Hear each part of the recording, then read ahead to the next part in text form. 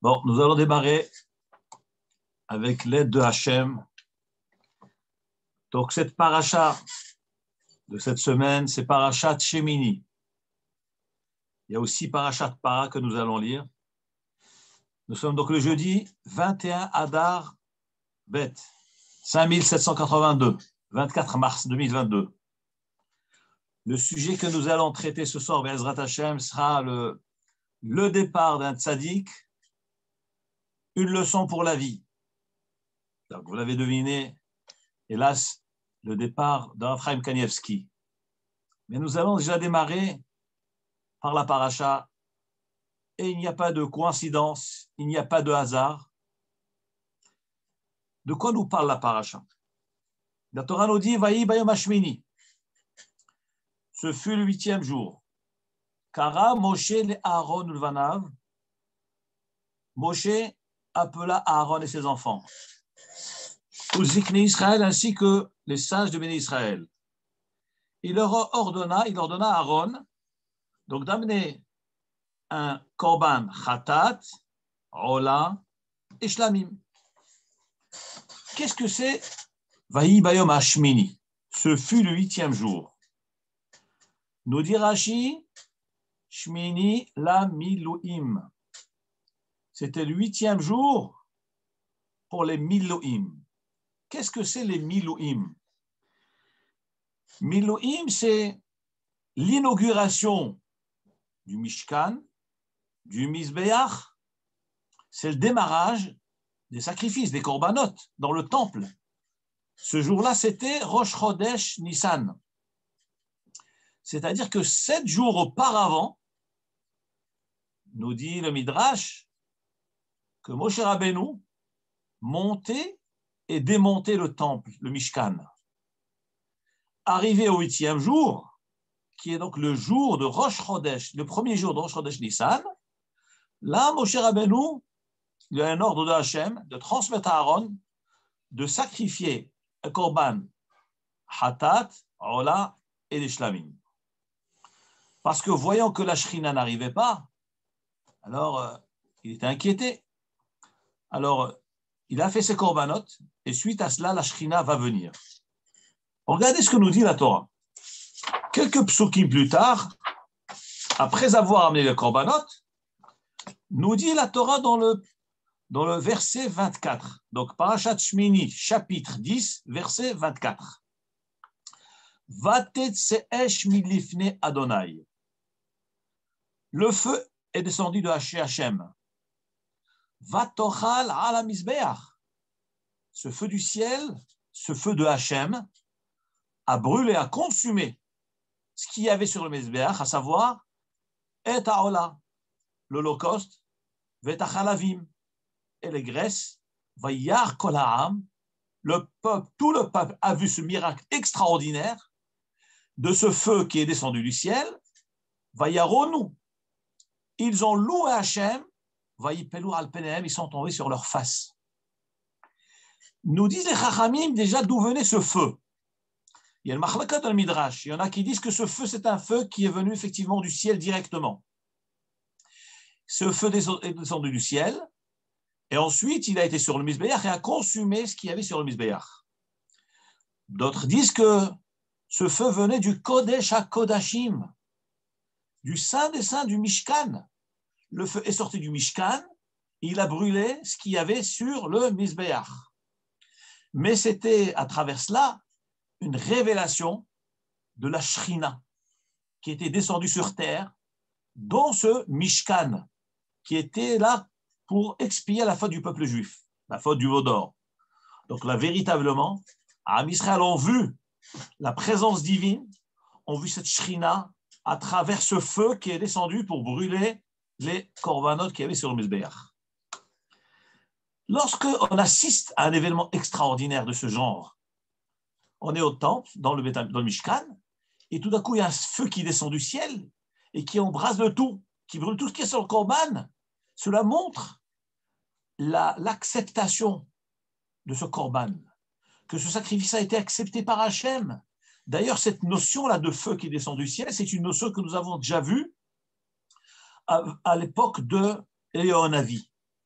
La Gemara, le Tanakh nous raconte que lorsque le béni Israël était régné, dirigé par le roi Achav et Isabelle, qui était sa femme, elle cherchait à tuer tous les Nvi'e Hachem, tous les prophètes de Hachem.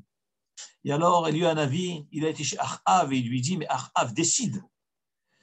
Mais si tu es convaincu qu'Avodazara, c'est du vrai, alors il ne faut pas une fois pour Hachem, mais il faut pour Avodazara. Nous allons de Har Carmel, sur le mont Carmel, nous allons construire 2 misbechot, 2 hôtels.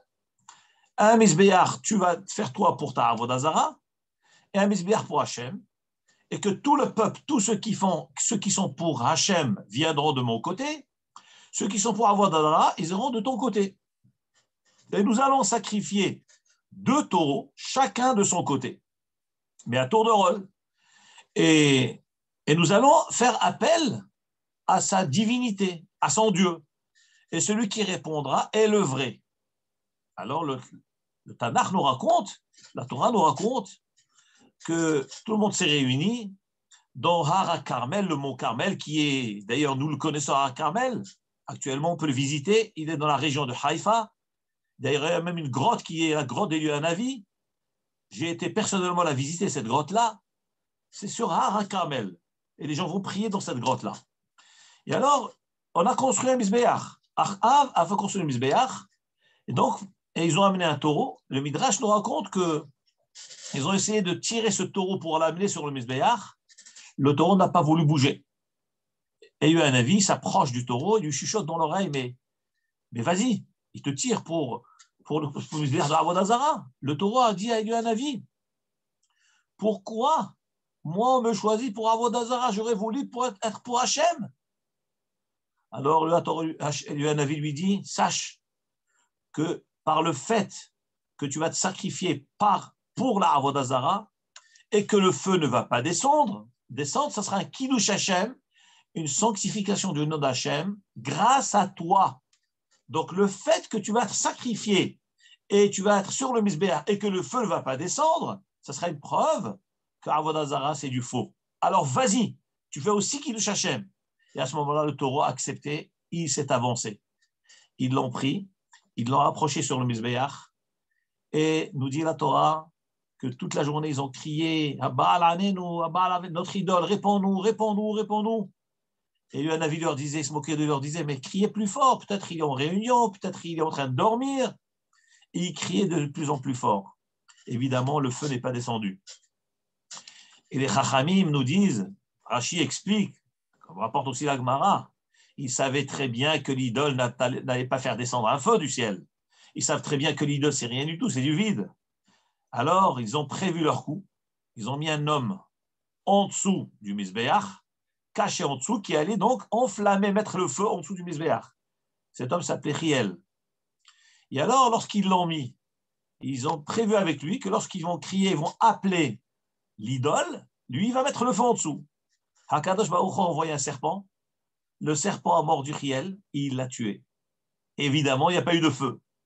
Et à ce moment-là, un avis leur dit, vous avez vu, il n'y a pas de feu. Maintenant, je vais appeler mon Dieu à moi. Je vais appeler mon Dieu à moi. Il y a un avis après le taureau, il l'a sacrifié, il l'a monté sur le misbéach, il a versé une très grande quantité d'eau. Le misbéach était entièrement inondé d'eau. Le bois était mouillé. Donc, logiquement, le feu n'aurait pas pris. Et il y a un avis, il lève ses yeux vers Hachem. C'était Vayi Ba'alot à Mincha. C'était l'heure de Mincha. D'ailleurs, c'est pour cela que les Chachamim nous disent que Mincha, c'est un zman très spécial. Il faut admettre qu'avant dans la tfila, parce que c'est le zman où il y a un avis a été répondu, cette tfila a été exaucée. C'est Sha'at Mincha, Edratson. Et il a crié fort, prie Hachem, Hachem, je t'en supplie, fais un grand kiddush Hachem, que ces idolâtres-là puissent voir que tu es là, que tu es le maître du monde. Hakadosh Baruch Hu a répondu, a exaucé la tfila de la vie. Un grand feu est descendu du ciel. Le feu a brûlé le korban, le bois, les pierres, tout a disparu, tout a été totalement consumé. Et à ce moment-là, il y a un avis, il déclare Adonai Yua Elohim, Adonai Yua Elohim. C'est de là d'où vient ce passage que nous disons le jour de Kippour. Hashem wa Elohim. Et souvent, lorsqu'il y a un rassemblement, on acclame Hashem en disant Hashem wa Elohim. Parce que c'est en se basant sur ce passage que Yohanavi a dit. Et tout le peuple a dit Hashem wa Elohim, Hashem wa Elohim. Le peuple a reconnu. Qu'est-ce que je voulais vous rapporter de cela? Que lorsqu'un feu descend du ciel et qui brûle le Mizbeach, il brûle le Korban, c'est la révélation de Hashem sur terre. Eh bien, c'est ce qui s'est passé. Nous dit la Torah, Vatetseesh milifne Adonai. Un feu est descendu de chez Hashem. Donc, comme j'ai dit tout à l'heure, certains disent qu'il est descendu du ciel, d'autres disent qu'il est sorti du Kodesh HaKodashim. Il a été donc brûlé ce qu'il y avait de Mizbeach. Vatochal ala Mizbeach. Et ce feu a brûlé tout ce qu'il y a sur le Mizbeach, la Ola, les graisses. Le peuple a vu cela. Vayaronu, dit le Targum Onkilos, Veshabachu. La traduction du Vayaronu, ça vient du mot Rina. Le peuple s'est réjoui. Mais le Targum Onkilos nous dit Vayaronu, c'est-à-dire ils ont loué Hashem. Hashem ou Elohim, ils ont vu la main de Hashem. Vayipelu Alpeneb, ils sont tombés sur leur face pour ne pas voir la présence de la Shrina. Qu'est-ce qui se passe à ce moment-là? Lorsqu'il y a une révélation de cette dimension-là, Hashem se révèle au peuple. Des fois, un homme peut avoir tendance d'être emporté, enthousiasmé par l'ambiance et faire des actes, de vouloir honorer plus la Shrina. Mais nous allons voir dans la suite des psukim qu'il y a une certaine retenue à avoir. Nous dit la Torah dans le verset qui suit. En voyant cette situation, en voyant cette scène extraordinaire, unique, Vaikrou bene Aaron, les enfants de Aaron, Nadav et Avihu. Aaron avait 4 enfants. Nadav, Avihu, Elazar et Itamar. Alors, à Aaron, les enfants de Aaron, Nadav et Avihu, ont pris Ish Martato, chacun Martato, son soir. Veitenu Bahem Esh, ils ont mis du feu dedans. Veasimu Alea Ketoret, ils ont mis de la Ketoret dessus. Vayakrivu Lifne Hashem, ils ont approché devant Hashem, Esh Zara, un feu étranger. Asher Lot Siva Otam, que Hashem ne leur a pas ordonné. Qu'est-ce qui s'est passé? Lorsqu'ils ont fait cet acte-là, d'amener, de brûler des encens, nous dit la Torah, Vatetse Esh Milifne Adonai. Un feu est sorti de Hashem. Vatochal Otam. Elle les a absorbés, elle les a brûlés. Les Chachamim nous disent leur corps n'a pas brûlé, c'est l'intérieur qui a brûlé. Il y a une mochloket dans la Gemara, jusqu'à combien l'intérieur a brûlé. Il y en a qui disent que c'est seulement 2 flammes, 2 faisceaux lumineux de feu sont sortis et sont rentrés dans leurs narines et ont brûlé leur intérieur, mais leur corps est resté intact. Il y en a qui disent que ces flammes-là ont brûlé l'intérieur, le corps, mais les habits sont restés intacts. Vayamutu lifne Hashem. Et ces 2 tzadikim sont décédés devant Hashem. Voilà ce que la Torah nous raconte. Là, il faut comprendre, mais qu'est-ce qui s'est passé exactement? On a 2 tzadikim, 2 gdolim, 2 kdoshim, enfants de Aaron à Cohen, qui ont assisté à cette révélation de Hashem, et eux ont voulu faire un acte. Pourquoi faire cet acte-là? D'amener des encens.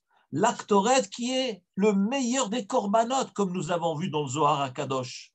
Le meilleur corban que nous puissions offrir à Hashem, c'est l'actoret. Ils ont voulu donner un cadeau extraordinaire à Hashem pour exprimer leur reconnaissance envers Hashem, leur attachement, leur amour, leur joie. Qu'est-ce qui s'est passé? Ça a fini en un drame terrible. Ils ont perdu leur vie. Le Chachamim demande, mais quelle a été véritablement leur erreur? Quelle a été l'erreur ici?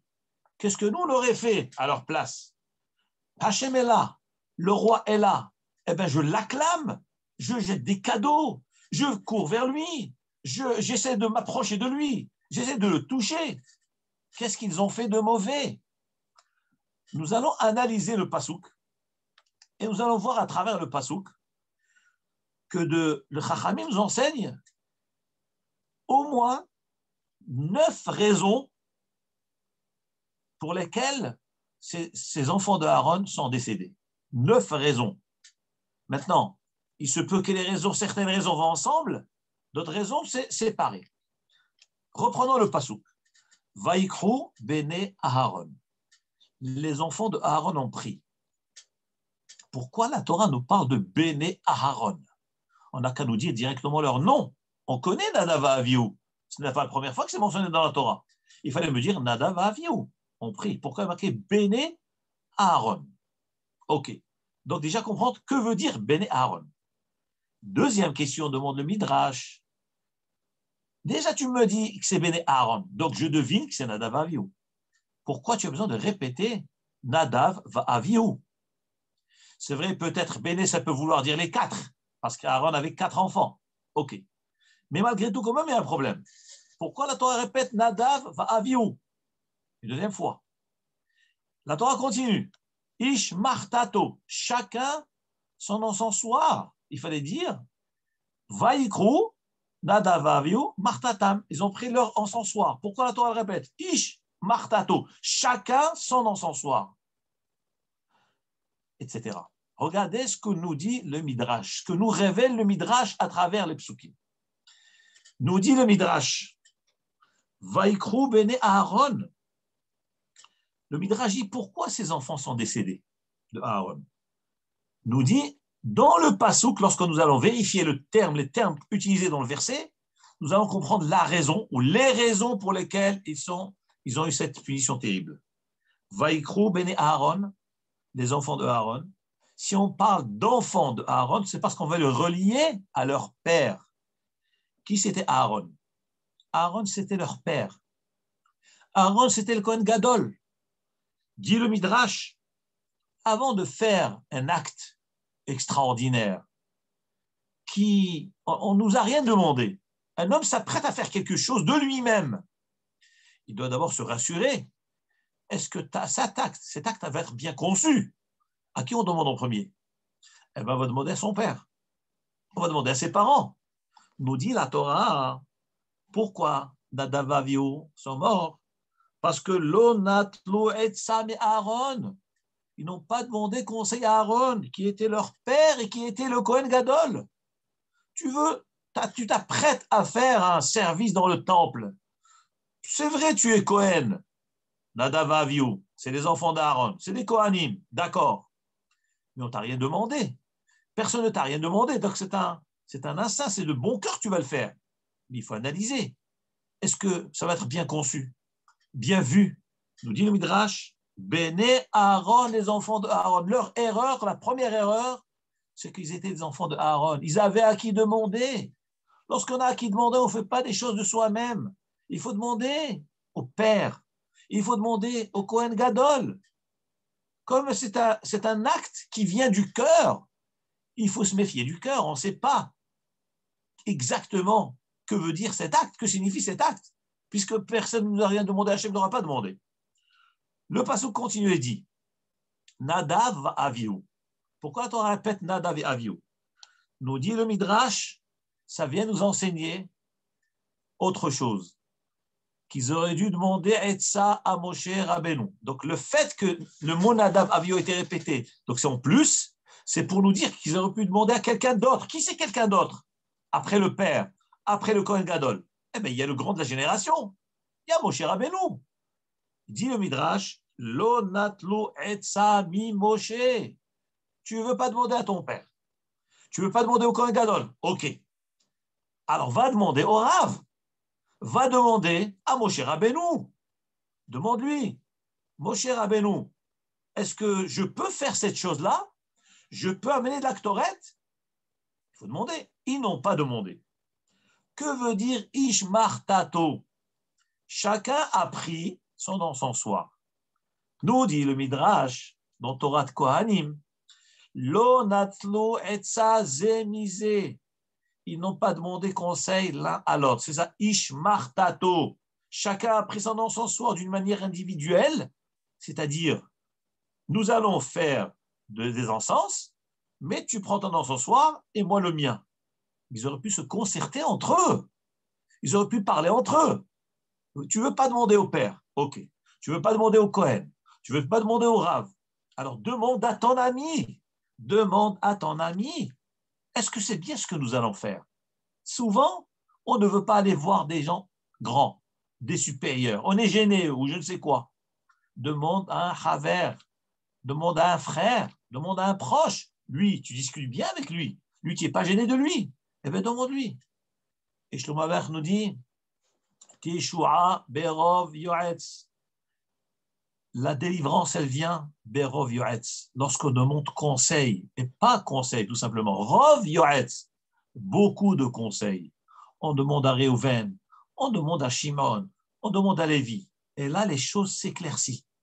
Et on peut trancher avec tranquillité, avec esprit serein.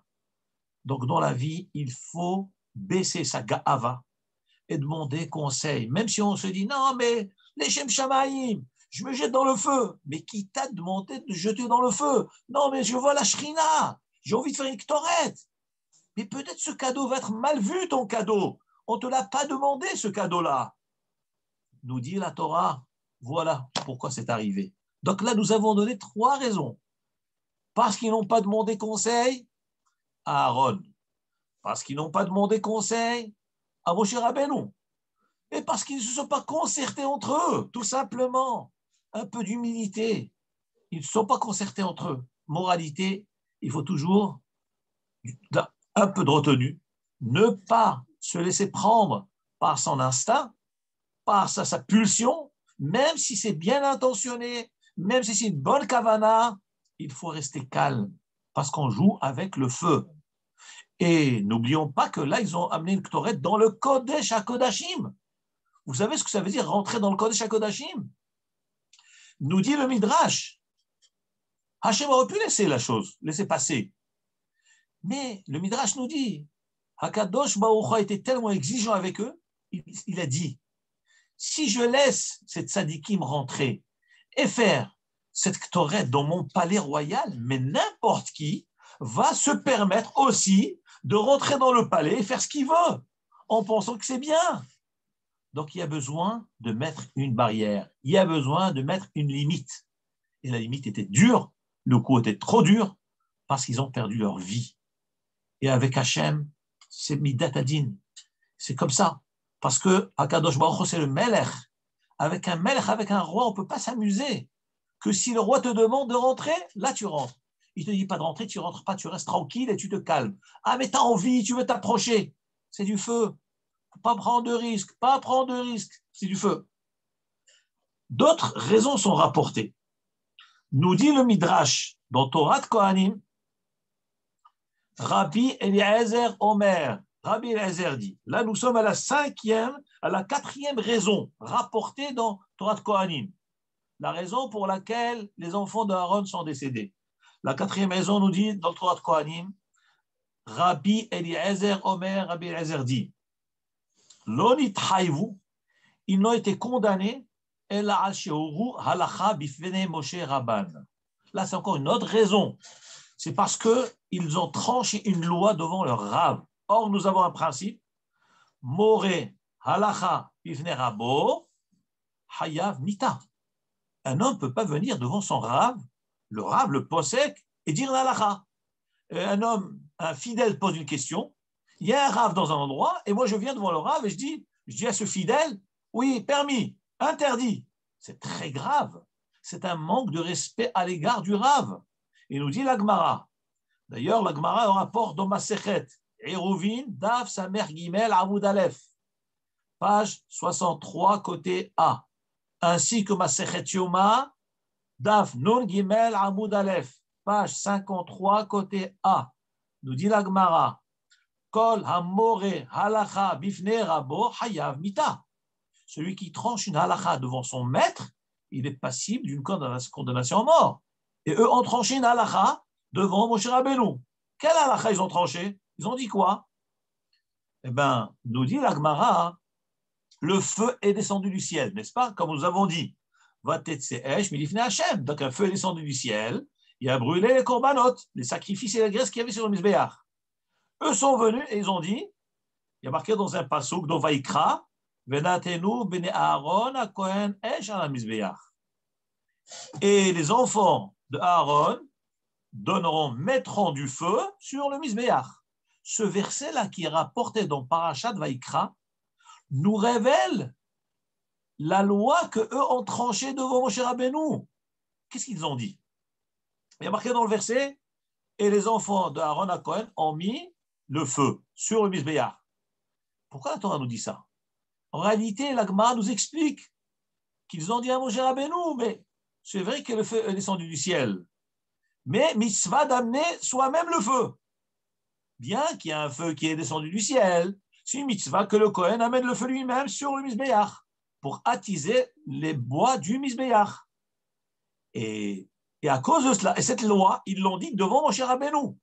Et c'était un déshonneur, c'était un manque de respect à l'égard de Moshe Rabbeinu. Vous venez chez le Rav et vous donnez des lois devant le Rav aux gens et aux Kohanim du Beth Amikdash.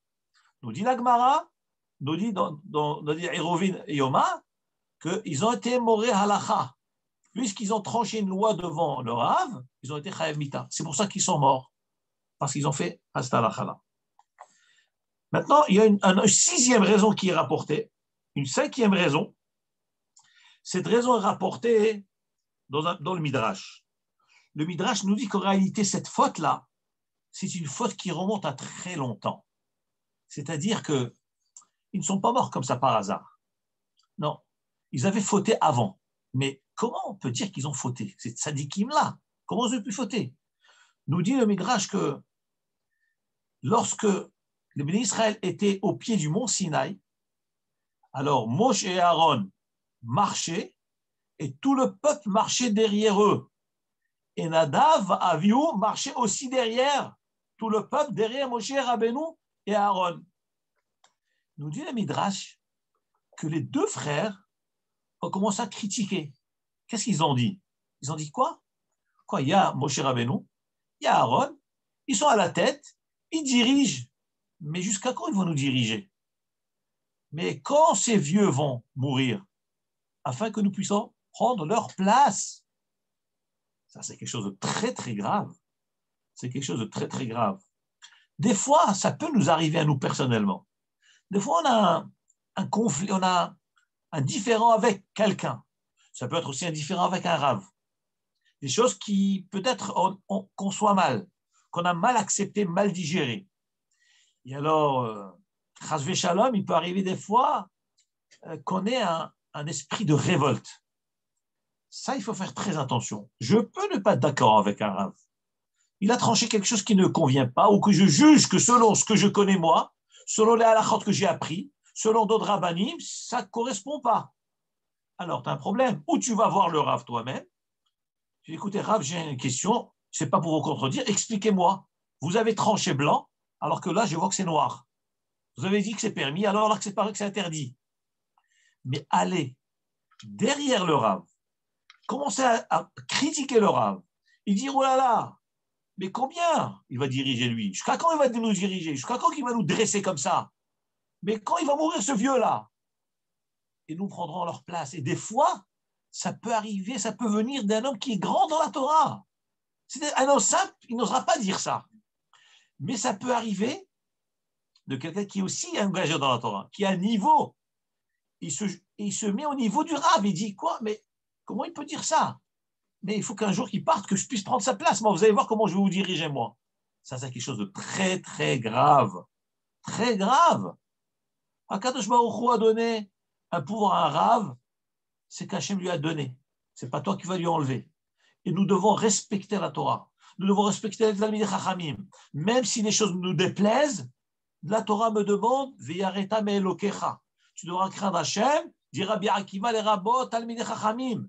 Craindre les Chachamim.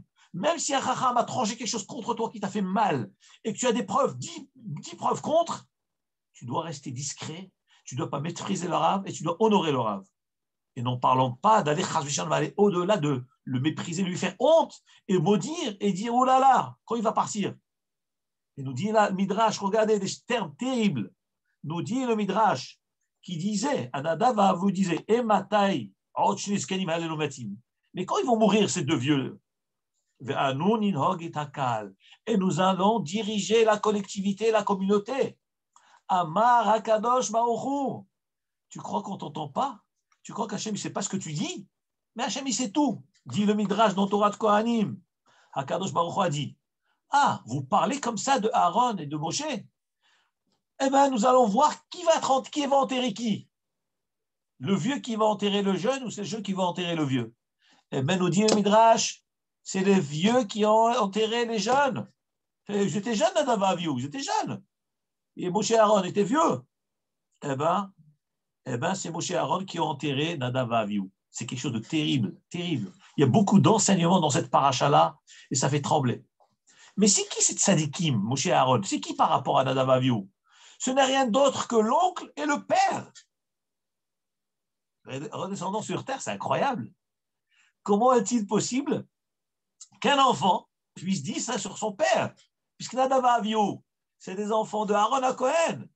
Et c'est les neveux de Moshe Rabbeinu. Comment c'est possible? On voit que l'être humain est ainsi. Lorsque l'être humain, lorsqu'on n'a pas sa maîtrise, lorsqu'on est pris par le kavod, lorsqu'on est pris par la chokhma, les connaissances que nous possédons ou nous prétendons avoir, eh bien, chas v'shalom, on peut dépasser toutes les limites. Voilà ce que nous révèle le Midrash. Ça, c'est la 5e raison qui rapporte dans le Midrash. D'où l'importance qu'un homme doit rester humble, doit faire très attention parce qu'il joue avec le feu. Il joue avec le feu mamash.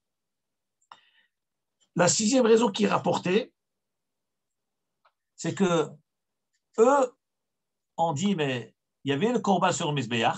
Donc, selon cette explication que je vais donner maintenant, apparemment, le feu n'était pas encore descendu du ciel. D'après cette explication. Ils ont dit quoi? Il y a les corbanotes sur le Mizbeach, on attend qui?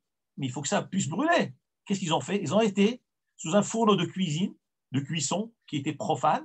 Ils ont pris du feu, ils l'ont mis sur le Mizbeach. Ils ont dit, on ne va pas laisser le corbanot comme ça, il faut le brûler. Il nous dit le Midrash que le feu qu'ils ont amené, c'est un feu qui est chol, c'est un feu de hédiot, sous la kira, au-dessous d'un fourneau banal. Et ils ont donné ce feu pour Hachem. C'est comme si vous donnez à un roi quelque chose qui est minable, qui est rien, qui est bas. Et c'est un mépris à l'égard de Hachem. Donc ça, c'est une 6e raison qui est rapportée. 7e raison qui est rapportée, c'est que eux étaient shtoué yaïn. Ils étaient ivres. Ils avaient vu du vin. Nous savons, on a une halakha, qu'un Kohen qui a bu du vin n'a pas le droit d'exercer son travail. Il ne peut pas faire les korbanot. D'ailleurs, un homme qui est ivre ne peut pas faire chazan, il ne peut pas faire shaliach tzibour.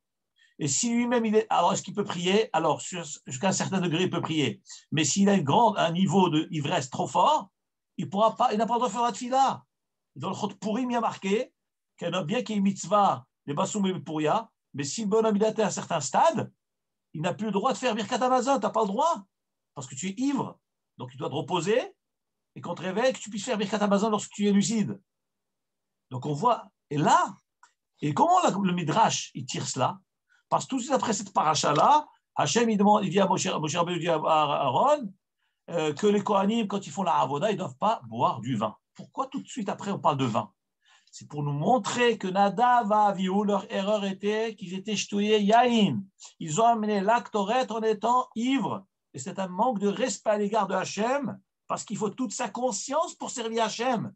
Et eux, ils ont servi Hachem en ivresse. Ça, c'est une chose. Le 8e raison qui est rapportée, Simchatam Kshira'u Esh Chadasha, lorsqu'ils ont vu ce feu extraordinaire, Hosifu Ahava al Ahava. C'est un excès de zèle. Là, du coup, d'après cette explication-là, ils étaient sereins, tout ce que vous voulez, mais c'est un excès de zèle. On est joyeux, allez, on fait le pas encore plus. Ahava al Ahava. Et Hachem dit, attention, c'est grave. Tu dois te contrôler. 9e raison qui est rapportée, ça s'est rapporté dans le Zohar HaKadosh, la dernière raison.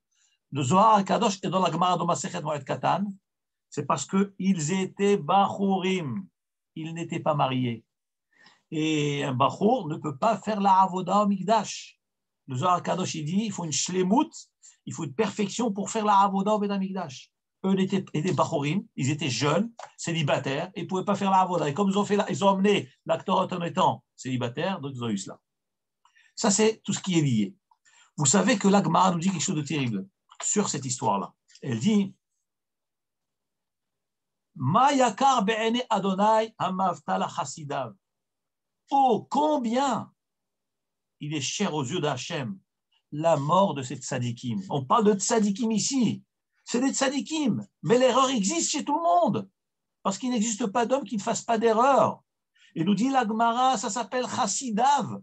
C'est les chassidim de Hachem. C'est les fidèles de Hachem. À combien il est cher aux yeux d'Hachem la mort des tzadikim. Et sur qui ça a été dit, nous dit l'Agmara, ça a été dit sur Nadav Avihu. Pourquoi Dafka Nadav Avihu? Parce qu'ils étaient bachorim. Ils n'ont pas eu le temps de se marier. Ils n'ont pas eu d'enfants. Ils n'ont pas eu le temps d'avoir ce sroud d'avoir des enfants. Et ils sont partis avant. Et c'est pour ça que pour Hachem, c'était une chose très, très, très dure. Mais le roi est un roi. Le roi a des principes. Quand il doit condamner, il condamne. Et ça lui fait mal à lui-même. Vous savez que lorsqu'un tzaddik part de ce monde, eh bien, c'est exactement la même chose. Yakar be'ene Hachem, il est cher, très douloureux pour Hachem. Amavta la chassidav, lorsqu'un chassid s'en va, lorsqu'un tzaddik s'en va, lorsqu'un aved Hachem il s'en va, c'est très dur pour Hachem. Pourquoi c'est très dur pour Hachem? Parce que le tzaddik, lorsqu'il est sur terre, il protège la génération. Il amène la bracha dans le dor. Il donne la bracha. Mahzir les gens bitchouva. Il fait qu'il douche Hachem dans le monde. Et lorsqu'Hachem est obligé de l'enlever, eh bien, ça tsar kaviachol pour Hachem. Évidemment, Hachem a ses raisons, comme nous allons expliquer. Vous savez, il y a marqué un pasouk dans Yeshaya, Nun Zain. Navi Yeshaya alav shalom dit, Hatzadik avad. Le tzadik est parti. Ve'en ish sam halev. Personne ne prête attention. Un tzadik est niftar. Les gens disent, bon, c'est la vie. Il était vieux, il était malade, il y avait ceci, il y avait cela. La nature humaine fait que on dédramatise, on banalise les choses comme si c'était normal. Non, ce n'est pas normal. Ce n'est pas normal. Nous dit le Navi Yeshaya, Hatzadik avad. Le tzadik est parti, il est perdu. Ve'en ish sam alev. Et personne ne met sur cœur, il ne tient à cœur cette chose-là. Il dédramatise, il banalise les choses. Ve'en shechesed ne'esafim. Et des gens de bienfaisance disparaissent avec, ils partent. Be'en mevin. Mais personne ne comprend pourquoi cela arrive. Pourquoi un grand tzadik qui s'en va? Pourquoi il y a d'autres tzadikim qui partent en même temps? Des gens peut-être moins tzadikim que le gadol. Mais des Ovdei Hashem, des Anshe Chesed, des gens qui donnent de la tzedaka. Be'en mevin, et personne ne comprend. Alors, vous allez me dire, mais alors qu'est-ce qu'on doit tirer de cela? Le Navi Yeshaya alav shalom, il répond à cette question. Il dit, vous voulez savoir pourquoi? Ki mepene hara'a ne'esaf hatzadik. Tu veux savoir pourquoi le tzadik est pris? Mipene hara'a. À cause du mal, Ne'esaf hatzadik, le tzadik est pris, il est cueilli comme une fleur qui est plantée toute belle, rayonnante, magnifique, et tout d'un coup on l'arrache. Pourquoi on l'arrache? Dit Navi Yeshaya alav shalom, qui mipne hara'a, à cause du mal, Ne'esaf hatzadik, le tzadik est pris. Que veut dire le mal? Le mal de quoi? Regardez ce que nous dit le Zohar HaKadosh sur ce pasouk. Bezimna dekutsha be'irchu, lorsqu'Akadosh Baruchu, ashgah be'alma, il observe dans le monde, il scrute le monde. Velo have alma kedeka yeot, il voit que le monde n'est pas comme il se doit, le monde n'est pas parfait, le monde n'est pas correct. Et à cet instant-là, lorsque Hachem constate que le monde n'est pas comme il se doit, l'humanité ne se conduit pas comme il se doit, la rigueur se réveille et s'abat sur le monde et veut détruire le monde. La midat adin, lorsqu'il y a une épidémie, comme le Covid, lorsqu'il y a une guerre, où on a des centaines et des centaines, des milliers de morts, je ne parle pas de centaines, des milliers de morts. On dit non, ça ne nous concerne pas. On ne se sent pas concernés. Mais pas du tout. Nos Chachamim nous ont expliqué.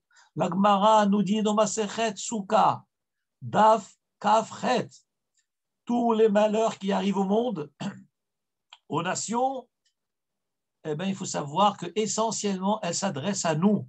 C'est Akadosh Baruch Hu qui nous parle et qui nous prévient. Attention, attention, le monde n'est pas méritant. Nous dit alors le Zohar Akadosh, lorsque le monde n'est pas méritant et que la rigueur s'apprête à s'abattre sur le monde, Keden Kutsha Berichu Natil Zaka'a Dishtekar Benayu. Akadosh Baruch Hu, il enlève vite le tzaddik de cette scène-là, parce qu'il ne veut pas que ce tzaddik puisse vivre cette terrible rigueur qui va s'abattre sur le monde. Voilà l'interprétation du Zohar Akadosh. Ça veut dire, en d'autres termes, lorsqu'on voit qu'un tzaddik s'en va, il faut trembler de peur, puisque le Navi Yesharia alav shalom nous révèle que Hachem, lorsqu'il voit que la génération, lorsqu'elle n'est pas méritante, il ne veut pas que le tzaddik, le juste de la génération, vive cela. Alors il l'arrache avant. C'est-à-dire que nous sommes exposés à un danger terrible, un danger de la midat hadin. Maintenant, quel est notre devoir maintenant? Ve'acha yiten el libo. Nous devons réfléchir, prendre conscience. Cheshbon hanefesh. Le monde n'est pas méritant. Et Hachem a pris le tzaddik parce qu'il ne veut pas que le tzaddik vive ces événements-là. Donc nous devons faire tchouva. Nous devons mamash faire tchouva mitrazek. Ça, c'est une première explication. Il y a une autre explication qui est rapportée par nos Chachamim, c'est que qu'est-ce que ça veut dire ki mipnei hara'a ne'esaf hatzadik? Nous avons expliqué, selon le Zohar, mipnei hara'a, on enlève le tzaddik pour qu'il ne vive pas le malheur. Ça, c'est la première explication. La deuxième explication, elle est différente. Mipnei hara'a, ça veut dire, c'est la même circonstance, c'est-à-dire le monde n'est pas méritant, et ce monde-là est sous le risque de la rigueur de Midat Hadin, et que Chas Shalom, il risque d'être détruit, et l'humanité entière, Chas Shalom. Alors, comment faire pour freiner la Midat Hadin? Comment on ferait pour la freiner? Eh bien, il faut prendre quelqu'un qui correspond au monde, à toute l'humanité, quelqu'un qui équivaut tous les humains, qui va expier la faute de l'humanité. Ça veut dire, Hakadosh Baruch Hu, en voyant que le monde n'est pas méritant et que la rigueur va s'abattre sur le monde, alors pour pardonner au monde et permettre la vie au monde, on va prendre un homme qui correspond au monde entier. Qui c'est cet homme? C'est le Gadol Hador. Lorsqu'on prend le grand de la génération, on permet aux autres de vivre. Donc c'est ça, Mipnei hara'a. On prend le tzaddik pour éviter le mal au monde. Et là, ça permet à l'humanité de vivre. C'est-à-dire, en d'autres termes, selon cette explication-là, le tzaddik est parti à cause de nous. Il est parti à notre place pour nous permettre à nous de vivre. Il est parti pour notre kapara. Donc, c'est une autre façon d'expliquer. La première explication, ce n'est pas qu'il est parti comme une expiation de faute. Non, il est parti pour se préserver, se protéger à lui. On le protège à lui. Mais selon cette deuxième explication, il est parti, Hachem l'a pris, pour nous permettre à nous de rester. Donc, ça veut dire que le tzaddik, il a donné toute sa vie, il donne même sa mort. Même sa mort, il perd sa vie pour nous. Vous imaginez ce que c'est un Gadol Hador? Il donne sa vie pour le peuple. Vous savez, Rav Chaim Kanievski alav shalom est un Gaon Olam unique en son genre. Nous avons beaucoup de Talmidei Chachamim, beaucoup de géants de la Torah, des grands génies. La particularité de Rav Chaim Kanievski alav shalom, puisque à l'unanimité, c'est le Gadol Hador par excellence, accepté par le monde entier. Pourquoi? D'où est venue cette force? Elle est venue par son amour pour l'étude de la Torah.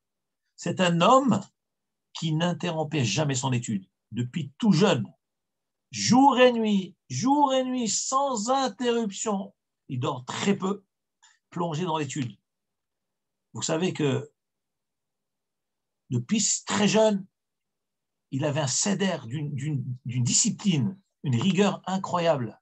Vous savez que chaque année, depuis des années déjà, RF Pessah, la veille de Pessah de chaque année, Rav Chaim Kanievski alav shalom fait le siyum du Talmud Babli, du Chasse de Babylone, le Talmud Yerushalmi, du Rambam, du Shulchan Aruch, du Mishnah Brura, quoi d'autre encore, des Midrashim, de tout le Tanakh, chaque année.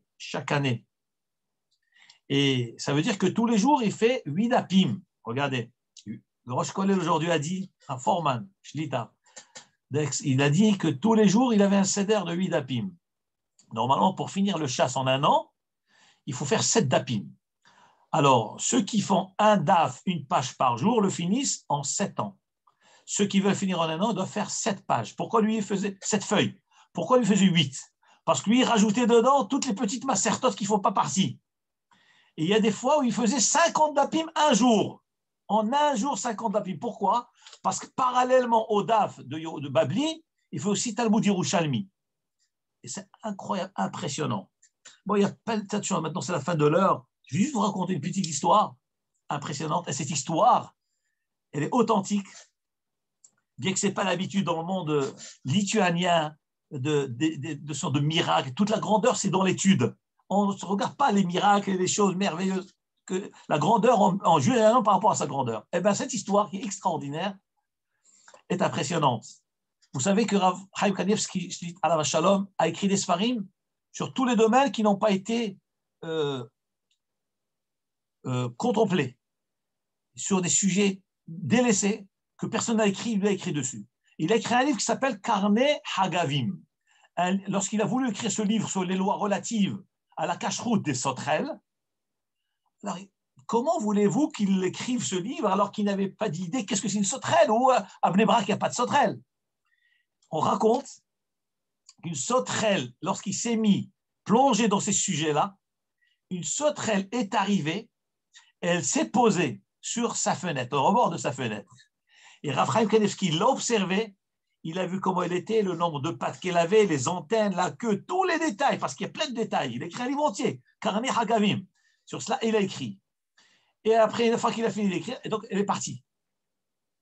Et ce qui est extraordinaire, d'ailleurs, ceux qui veulent voir cela, c'est qu'il y a une vidéo qui a été faite pendant la vie de Rav Chaim Kanievski. Je l'ai vue personnellement. On lui a demandé, Rav, est-ce que cette histoire-là de la sauterelle est vraie, ou bien les gens inventent des choses? Il a dit, elle est véritablement vraie. Que je me suis mis à écrire, la sauterelle est arrivée. Mais le chidouche, ce qui est extraordinaire, c'est qu'il lui a manqué des détails à écrire. Il ne savait pas comment faire. La sauterelle est revenue sur le rebord de sa fenêtre. Il a pu la réobserver pour finir ses écrits. C'est quelque chose d'incroyable. C'est une histoire très, très connue. Vous regardez sur YouTube l'histoire de la sauterelle, vous verrez, c'est lui-même qui parle. Lui-même, on lui a demandé à lui-même. Et tout à l'heure, Rosh Kollel a dit, qu'est-ce que ça veut dire qu'une sauterelle vient de chez quelqu'un, c'est un gadolador? Qu'est-ce qu'il y a d'impressionnant? C'est que toute la création, elle veut être au service du tzaddik. Lui, il est tout le temps dans l'étude de la Torah, il veut écrire, il veut révéler ses lois relatives à la sauterelle, mais il n'a pas de moyen comment le faire. Eh bien, Akadosh Baruch Hu fait tout pour que toute la création se plie devant lui, à tel point qu'une sauterelle, elle vienne se poser devant lui, qu'il puisse l'observer et écrire ce qu'il constate, nécessaire pour les halachot. Voilà. Nous allons finir le cours maintenant.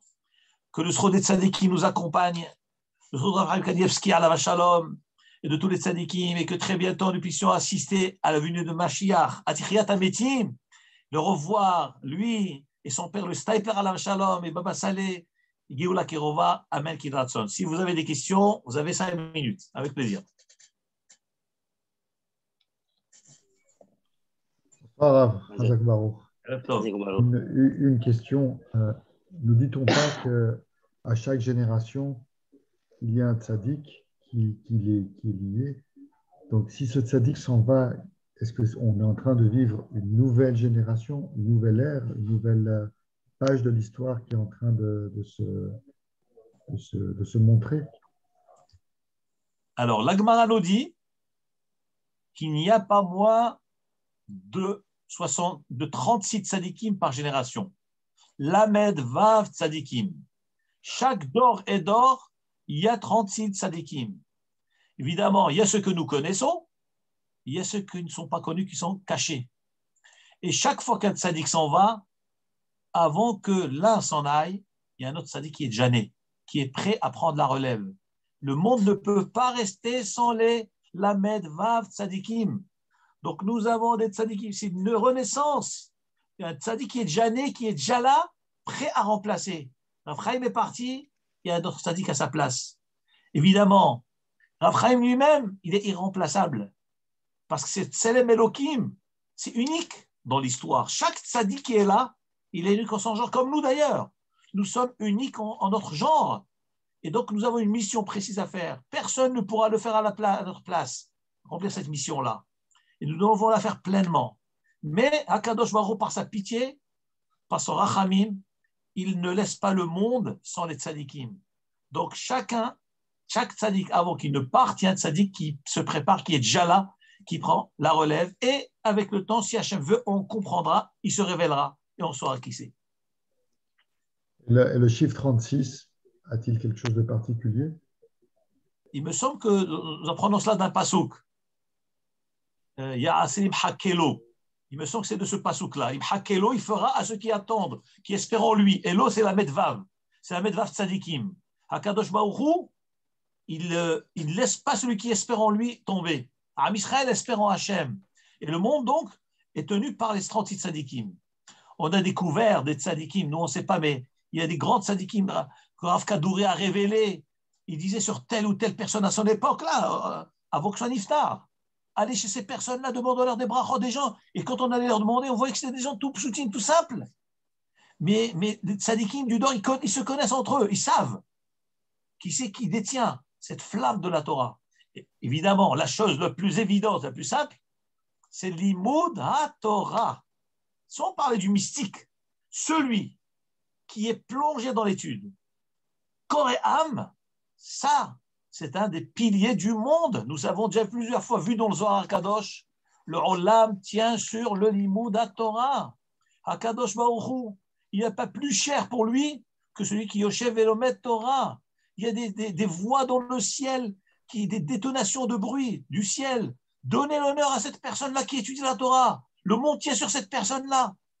Tellement de shvachim, tellement d'éloges et de louanges que le Zohar Kadosh nous raconte, qui se déclenchent dans le ciel sur les gens qui étudient la Torah. Et surtout ceux qui étudient la nuit. On a vu dans le Zohar Kadosh que celui qui étudie la nuit et que de la nuit passe au jour dans l'étude de la Torah, c'est encore quelque chose d'extraordinaire. Ça n'a pas de limite. De sa grandeur et l'image qu'il a devant Hachem et à quel point il maintient le monde en existence. Donc notre repère à nous, celui qui est dans l'imoud la Torah, plus il est engagé, plus c'est des simanim, que c'est un hamoud du monde, que c'est un gadol du Dor. C'est l'imoud la Torah qui est notre échelle de mesure. Merci beaucoup. Hazako Baruch, bracha ve'atzlacha. Je vous souhaite passer un bon Shabbat et que de bonnes nouvelles. Oui, Baruch, tu as des questions, Baruch? Ouais, une question par rapport à la raison du milieu, la cinquième raison. Elle m'a un peu marqué. Parce que vous avez expliqué que donc une des raisons, c'était ils sont niftar parce qu'ils ont répondu devant le Rav à la question. Non, oui, ça c'est la sixième question. C'est la quatrième. Oui, la quatrième, okay. Raison. Et là-dessus, je me suis demandé, mais comment c'est possible? Parce qu'on voit par exemple, j'ai eu un exemple qui est venu en tête. Donc les tefilines que nous mettons aujourd'hui, c'est les tefilines de Rashi. Mais il y avait son petit-fils Rabbeinu Tam qui était un marloquette avec lui. Et je me suis dit, sûrement, ils se sont connus quand même. Grand-père, petit-fils. Bon, c'est vrai. Comment il a pu être Rolex sur lui? Ouais, c'était son grand-père direct. Ouais. Alors, une chose, d'abord, comment savons-nous qu'il était Rolex sur lui? Ce qu'on raconte, c'est que Rabbeinu Tam, c'est le petit-fils de Rashi. C'est son petit-fils. Et on raconte qu'un jour, Rashi, donc Rashi, il n'y a que des filles. Il n'a pas eu de garçon Rashi, que des filles. Et tous ses fils sont mariés avec des Rishonim, qui sont les Baalei Tosfot. Ri, Rashbam, Rabbeinu-Tam.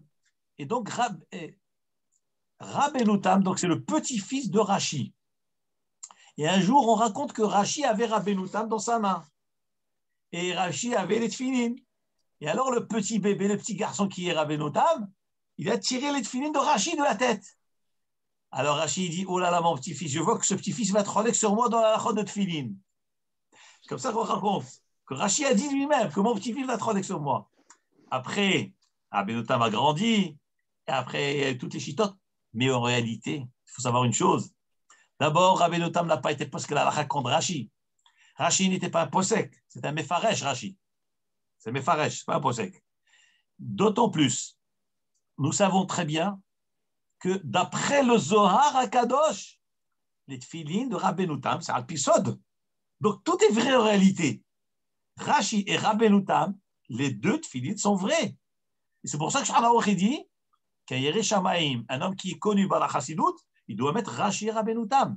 Et le Rav Hida Alav Shalom dit, de nos jours, on voit même si on n'est pas des grands chassidim, des grands tzadikim, en Oved Hashem, on voit que même les Baalei Batim, ils mettent les tefilines Rashi Rabbeinu-Tam. Et surtout les Sfaradim, qui faisons tout comme la Kabbalah, et on sait que tefilin Rabbeinu-Tam, ça applique Kabbalah, donc on met tefilin Rashi Rabbeinu-Tam. Baba Saleh Alav Shalom, il mettait évidemment Rashi comme tout le monde, mais dès qu'il s'est marié, il a commencé à mettre tefilin Rabbeinu-Tam. Donc on voit qu'il y a un inyan de mettre Rabbeinu-Tam, même sans parler des grands tzadikim, même un bon juif, Pachout, Shomer Torah Mitzvot, c'est bien de mettre tefilin Rabbeinu-Tam. Donc le machloket, est-ce qu'il est cholek, pas cholek? Je ne pense pas qu'il était cholek de face avec lui. Il a donné son avis. Mais on voit qu'en réalité, tout la halachot existe déjà dans le Kabbalah. Et puis, Voilà, par exemple, l'exemple des. Juste encore un exemple. Quand Moshe Rabbeinu, il a donné le droit à des groupes en dessous de lui de répondre à des questions. Et on sait que plus c'était difficile, plus ça montait de niveau, jusqu'à venir à Moshe Rabbeinu. Donc là, il a le droit, le Rav, de donner un pouvoir de répondre. Effectivement, si le Rav il nomme un Dayan, il nomme un Chacham, alors donc ça s'appelle qu'ils se partagent la tâche. Donc tous les deux, c'est des Rabbanim. Tu comprends? Donc ça ne s'appelle pas qu'il est cholek sur lui. Et ça ne s'appelle pas qu'il tranche une halakha devant lui. Le din, c'est comme ça, tu as un Rav devant toi, et il pose une question. Au lieu que le Rav répond, tout d'un coup, il y a un qui intervient et qui coupe et qui donne son psak halakha. C'est grave, ça. Tu comprends? C'est un manque de respect à l'égard du Rav. C'est chose grave. Mais si le Rav il nomme un autre, un représentant d'une communauté, par exemple, il lui donne le plein pouvoir de pouvoir faire cela. Donc il montre qu'il n'y a pas d'akpada. Voilà. Hazak Baruch, bracha ve'aslaha, Shabbat Shalom, et à la prochaine. Shabbat Shalom. Shabbat Shalom. Merci beaucoup. À bientôt. Au revoir.